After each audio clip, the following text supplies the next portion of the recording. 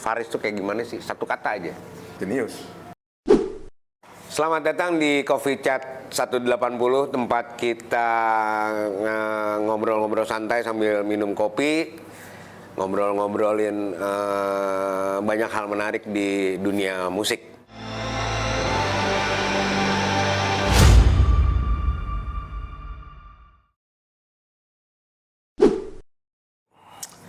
Oke Mas Wita, kita lanjut lagi dengan apa? Musik digital kali ya nyebutnya. Ya. Musik digital ya. Mungkin bisa dijelasin lagi apa sih itu namanya, synthesizer, MIDI, ada apa gitu dulu. Dulu tuh munculnya MIDI karena gini, dulu kan banyak instrumen musik yang punya karakter suara berbeda ya. Iya. Misalnya Keyboard ya. keyboard. Artinya merek ini beda. Nah, iya. ada pengen orang, gimana kalau ini keyboard ini disatukan, digabung gitu, biar menjadi satu. Nah, itu ada perangkat yang bisa menyatukan itu yang namanya MIDI, Musical Instrument Digital Interface. Itu standar, apa istilahnya, standar komunikasi alat musik saat itulah.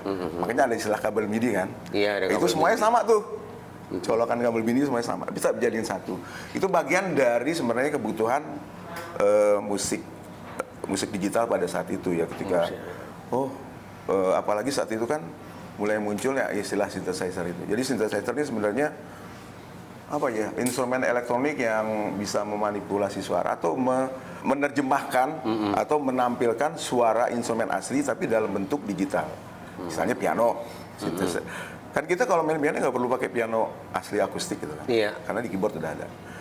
Jadi kalau menurut yang saya dengar waktu dari dari salah satu yang menerangkan ini, ya misalnya contohnya piano nih, di Jepang itu misalnya supaya mendapatkan suara yang bagus gitu, itu direkam dari berbagai sisi, buat untuk samplernya ya, samplingnya lah gitu. Sampling. Nah sini piano nih, di bawah dikasih ya mikrofon, di atas dikasih mikrofon, samping dikasih mikrofon.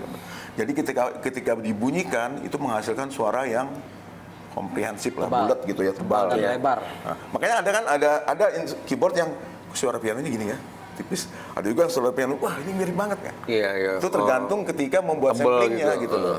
Nah jadi itu cara kerjaan synthesizer seperti itu. Cara kerjanya seperti itu. Jadi memanipulasi suara atau menerjemahkan suara atau membuat sampling suara dari suara instrumen asli menjadi digital. Jadi kita main flute nggak perlu main flute, pandai flute ya. String section juga gitu ada. Semuanya udah tinggal. Iya, semuanya dari proses sampling itu. Pijet tutsnya aja udah. Sampai saya pernah buat ini. Jadi gini, wah kalau gitu saya bikin aja angklung. Nah, saya di sekolah bikin angklung tuh. A, B, rekam, C, rekam. Jadi begitu kita bikin lagu, ini tinggal masukin aja, oh do, di sini masukin do. Oh, gitu. Tanpa main angklung gitu. Itu salah satu bentuk musik digital gitu ya. Jadi kita istilah main angklung, tapi tanpa harus main angklung karena kita udah buat samplingnya. Iya. Saya kalau di sekolah gitu, wah lagu Tanah Airku, ini do, ini re, itu tinggal masukin aja. Tek. Panjang pendeknya kita tinggal tulisan, jadilah gitu, tanpa harus main angklung karena udah ada samplingnya gitu.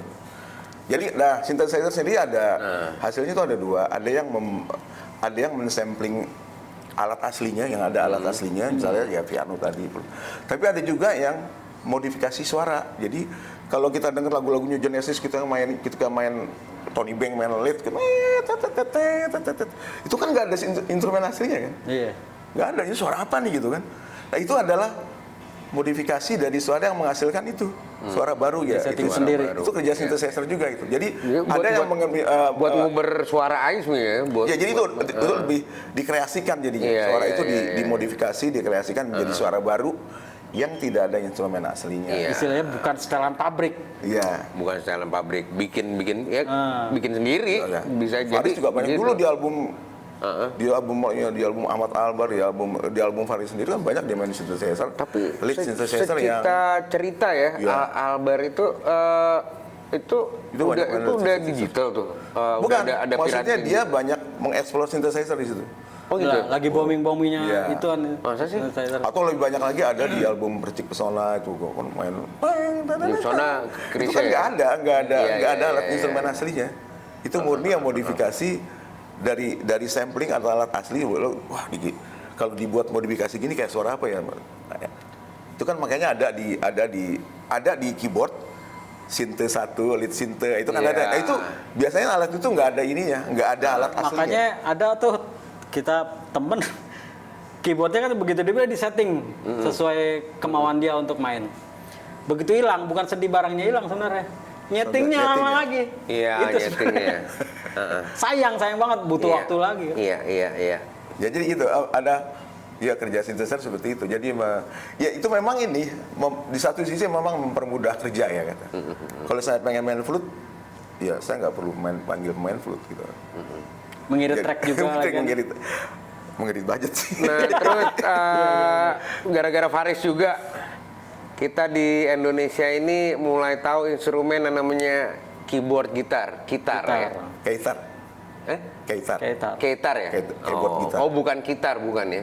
Keitar, tulisannya keitar. Iya, tulisannya keitar kan. Nah, gitu. Keyboard tapi apa? Dimainkan seperti tapi gitar. dikantelin ya, dikantelin kayak digantung kayak gitar gitu ya. Emang musisi yang sering pakai itu jadi khasnya Paris ya, karena Paris yang sering pakai itu. Iya, Paris Paris juga pakai, emang jarang kan. Itu setelan banget deh gitu kayaknya. Ya, Karena- kalau di luar sih udah Banyak. Chick Corea udah main seperti itu. Iya, Chick Corea, ada George Duke ya. Karena kan Main begitu. kalau penyanyi yang di Indonesia yang solois sekaligus main dia kan, dia Iya. butuh buat karena dia vokalis di depan Iya. frontman kan, sambil main ya ternyata itu Bisa. butuh banget dia. Bisa mobile juga kan sambil main. Iya, Nggak mungkin enteng-enteng keyboard ini.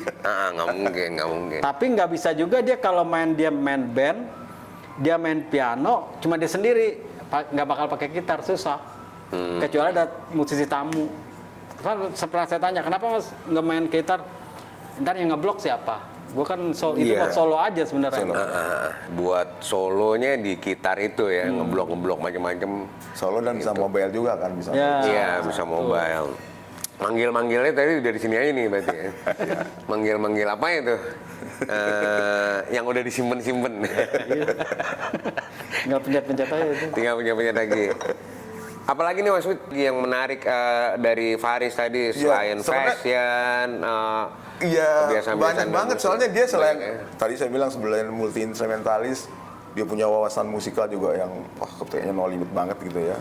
Terus dia pintar nyanyi, pintar bikin lagu, Iya, pintar aransir, semuanya diborong. Tapi main bassnya juga bagus, main bass juga bisa. Oh iya. kan? Bagus. Di Symphony Gini, main bass. gini deh, kalau kita dengar dia main bass, itu nggak polos. Nggak istilah apa ya kalau di istilah nggak Bukan satu yang dua atu-atu, gitu. iya, Nggak. iya. Dia pakai pattern. Kalau dengar lagu Selangkah Seberang misalnya, ting, ting, itu jalan gitu. Line bass itu nggak monoton gitu. Jalan gitu. Kemana-mana juga. Banyak gitu. kembangnya istilahnya. Iya, di jalan Jadi juga sama dia. ya makanya saya bilang kemampuannya bukan sekedar bisa, tapi memang di atas rata-rata. Ya kemudian main drum sambil nyanyi juga itu kan susah ya. Oh iya. Iya, kalau gua aja kelimpet tuh. Phil Collins. Main drum sambil nyanyi susah juga tuh. Iya. Ya, ini Ya, juga- jadi emang apa ya? Saya bilang makanya langka kan? Langka. Kayak gitu kan langka. Coba sebutin musisi sekarang yang kayak Faris, Pak. Nggak ada kan? Nggak ada, iya. Yang maksudnya yang bisa dengan kemampuan seperti itu. Dengan komplit gitu ya. Iya, komplit. Totalitas. Main bass, juga. Main drum sambil nyanyi, juga. Gitu kan. Piano Malah, aja bisa. Saya pernah dengar Ahmad Dhani ngomong, saya ini musisi tapi kalau untuk kayak Faris saya nggak bisa katanya. Iya. Seorang Ahmad Dhani juga pernah bilang gitu. Berarti Faris RM ini bisa jadi banyak memberikan influence, inspirasi kali ya di musik perkembangan musik Iya, Indonesia. didikan Ya. musisi tahun 80 gitu sih ya. Iya. Kayak masuk dunia rekaman pun zaman dulu kalau nggak benar-benar jago, Oh, nggak iya. bakal rekaman. Ya iyalah, Kan? ketahuan juga langsung. Pasti yang rekaman yang benar-benar jago. Iya. Yang ya karena dulu kan kita kalau mau rekaman di seleksi label. Iya. Ketat. Dan Ketat. sekarang kan kita punya karya tinggal Ketat. taruh di medsos sudah didengar orang. Zamannya lebih klasik lagi kayak Kus Plus gitu tambah susah lagi tuh ya berarti. Itu Itu kan benar-benar recordingnya aja main gitu seband. si 8 track gitu. Iya kan kayak begitu lebih susah lagi tuh berarti itu. Iya. The Beatles dulu di sana itu lebih susah lagi tuh berarti gitu. Oh iya, jadi mungkin sistem rekamannya one take gitu, satu kali take. Iya, Satu iya. salah ya ulang. Satu salah Kalau salah dari ulang awal. gitu. Yang salah main bassnya nggak cukup dicubit tuh, tapi jadi semuanya rese lo ya kan gitu. Ya, kayak Main gitu lah. lagi Udah. gitu. Kalau sekarang kan enggak. Oh enggak, gitu. sekarang musisi di beda regional pun bisa bikin kan. Oh, Iya. bahasa isi di kota mana, gitarnya diisi di kota mana, kasih aja. Udah bisa sekarang.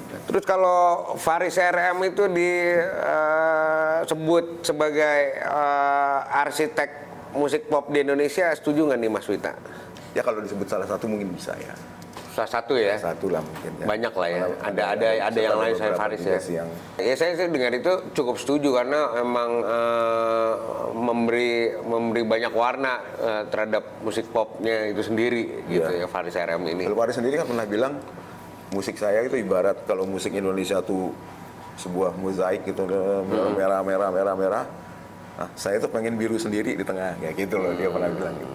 Artinya dia pengen ketika membuat musik tuh berbeda lah gitu loh dengan yang umumnya gitu. Nah ini kan kemampuan berkolaborasinya Faris nih.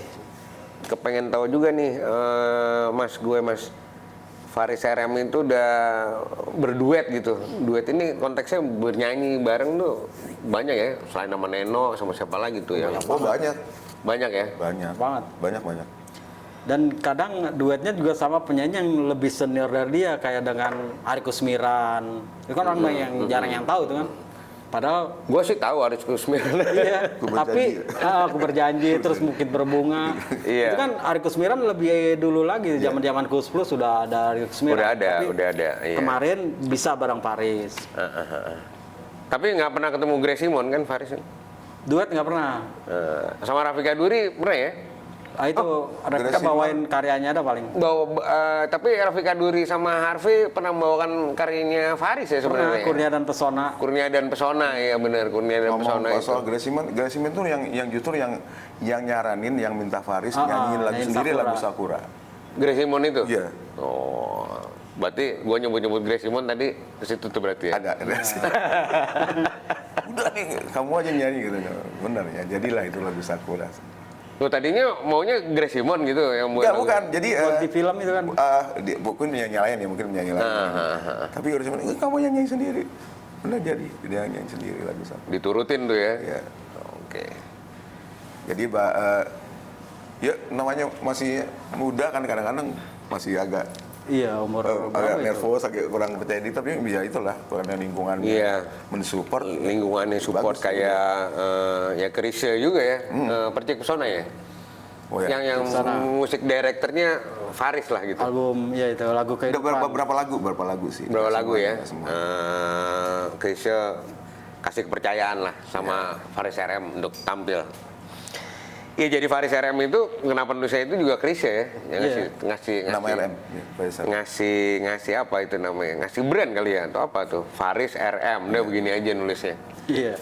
Ya kan? Gitu. Kalau Didi Petet tahu nggak kenapa begitu? Karena lu di kampus nama Didi itu banyak. Begitu mau pertunjukan, ini mau ditulis apa nih di posternya? Oh, di Petet. Didi doang kan banyak. Nah, matanya dia Petet kan, jadi Didi Petet gitu. Jadi brand itu ya. Iya, karena Petet sebenarnya gitu. Oke. Nih kira-kira apa sih yang memotivasi ini kalau kemudian banyak musisi kepengen berkolaborasi dengan Faris RM ini kenapa gitu? Iya kalau ya nggak bisa dipungkiri kan beliau legend lah gitu ya. Legend ya. Legend, pionir. Itu ya udah selain legend kan memang dikenal sebagai musisi yang jenius. Dia siapa sih nggak pengen kerjasama dengan profil musisi seperti Istilahnya itu gitu. pasti ada kebanggaan tersendiri kalau Iya. bisa bareng sama dia. Iya kayak gitulah. Jadi Sampai ada pride tersendiri kalau bisa kerja bareng dengan beliau gitu. lagu yang jadi soundtrack deh. Tadi ada Lupus. Lagu Lupus, Sakura, ada lagi nggak ya? Banyak sebenarnya. Banyak ya? Kayak di sinetron juga banyak Scoring tuh ya tuh yang berarti duet ya? sama Yuni Sara ada. Iya. Duet sama Yuni Sara ada juga. Masih ada Kapal ke Padang tuh. Duet sama Yuni Sara. Jingle juga banyak ya jingle. Tinggal Wismilak, foto kamera DL ya. Ya tuh Alfamart tuh sampai hari ini Alfamart. Nah, Ya yang diproduksi Wismilak, yang diproduksi secara albumnya Wismilak. Iya. Salah satu Vokalnya vokalnya tuh emang jadi khas album, sih. bener. Faris tuh vokalnya khas Iya, khas. banget. Lagu nggak enak dinyanyiin dia jadi enak. Tapi nggak tahu gue salah dengar apa gimana. Menurut dia sebenarnya nggak terlalu bagus jadi penyanyi, cuman dari mana nggak bagus ya kan gitu. Emang dia bilang dia bukan Dia penyanyi. selalu bilang begitu kan, gue bukan penyanyi gitu. Lu jangan bilang gue penyanyi. Penyanyi itu Bruri, Krisya itu penyanyi, kalau gue bukan. Iya. Lah habis apa Mas? Gue lebih sering disebut konseptor. Oh, kepengennya doi begitu. Disuruh nyanyi ya kebetulan gue bisa nyanyi, gue nyanyi aja. Iya, iya, iya. Latih vokal juga dibilang nggak secara spesifik olah vokal, enggak, dia nyanyi aja. Nah, nyanyi aja. Emang Bagaimana? kebetulan suaranya enak kali ya. Punya karakter. Iya kan? Punya Kan karakter. kalau vokalis itu yang penting karakter. Kalau enak kan relatif ya. Maksudnya ada penyanyi yang secara teknis mungkin biasa aja, tapi karakternya kuat jadi tetap enak kan. Iya. Karakter gitu, oh pasti suaranya. Wah, karakter lah yang Kayak album ini dia tuh yang kemarin sama Kartika Waro tuh, Selamat Pagi Cinta ya, tahun 91 tuh. ya, Itu kan gue nggak tahu tuh lagu itu. Pas Carmila. Carmila ya, Carmila. Carmila. Pas rapnya itu ada suara Paris. Itu kita udah bisa langsung tahu Paris yang backing vokalnya nih. Begitu lihat kasetnya bener backing vokal Paris. Tapi itu bukan dicemplungin Faris biar laku ya? Enggak ya? Enggak juga, kebetulan mungkin lagi akrab sama Semi Pahitam tuh. Oh. Soalnya itu lagu Semi Pahitam.